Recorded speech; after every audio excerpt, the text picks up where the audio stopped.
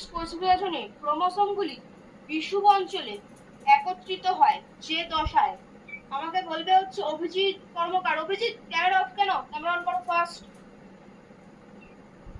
বলো ma'am metaphase, sorry ma'am anaphase দোষা।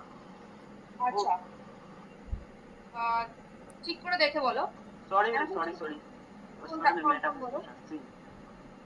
Metaphase দশা। Ma'am C metaphase দোষা। মেটাফেজ দশা সি। ঠিক আছে, তোমরা কিন্তু আগে কনফার্ম করে নেবে তোমাদের কোশ্চেন পেপারে, ঠিক আছে?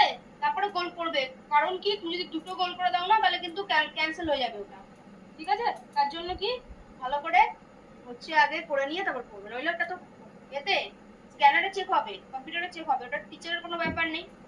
দিয়ে দেবে স্ক্যানারের মধ্যে, স্ক্যানারে নাম্বার দেবে, ঠিক আছে? তার জন্য কিন্তু দুবার করে ওইটার মধ্যে গোল করতে পারবে না। আচ্ছা, মেটাফেজ একদম ঠিক। মাইটোসিস কোষ বিভাজনে সেন্ট্রোমিয়ার বিভাজন হয়। শুভজিৎ বলো। অ্যানাফেজ দশায়। আচ্ছা, শুভজিৎ বলছে এটা হবে অ্যানাফেজ দশায়। একদমই ঠিক বলেছে শুভজিৎ।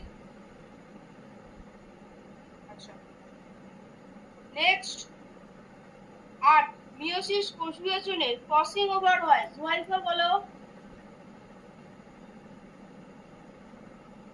জুয়াইফা বলো বলো। প্যাকটাইম, অপশন বি। আচ্ছা, জুয়াইফা বলছে প্যাকেটিং, প্যাকটাইম নয়, হ্যাঁ প্যাকেটিং।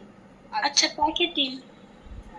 একদমই ঠিক বলেছো, প্যাকেটিং দশায়, ঠিক আছে? আচ্ছা, নেক্সট চলে যাই। সোহানি বলবে ইন্টারফেজ ছাড়া কোন দশায় ডিএনএ সংশ্লেষণ ঘটে? Meiotic prophase 1, option B. আচ্ছা, বলছো অপশন বি, মিয়োটিক এর প্রোফেজ 1, তাই তো? একদম ঠিক বলেছো, ইন্টারফেজ ছাড়া কোন দশায় ডিএনএ সংশ্লেষণ ঘটে, সেটা কিন্তু মিয়োটিকের প্রোফেজ 1 দশায়। আচ্ছা, দেখি তোমরা কেমন ক্লাস দেখেছো আমাকে বলো তো। নেক্সট চলে যাই।